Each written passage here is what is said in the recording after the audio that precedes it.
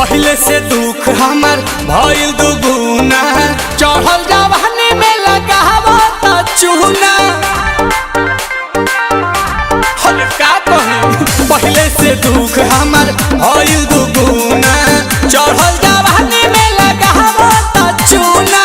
ताकेला ना रूपावा के मूर्ति में, आ कहता दिन जी हजूरती में। गरमी बढ़ल हमर कुरुती में, गरमी बढ़ल हमर कुरुती में।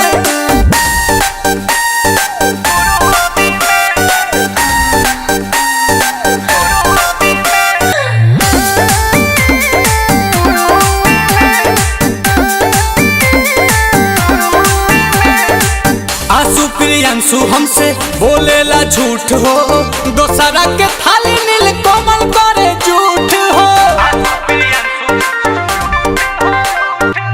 आंसू प्रियांशु रोजे बोलेला झूठ हो, दोसरा के थाली नील कोमल करे झूठ हो। सबका के फेल कैले धुरुती में, आ कमी भइल प्यार के आपूर्ति में। गरमी बढ़ल बाटे कुरुती में, आ गरमी बढ़ल बाटे कुरुती में।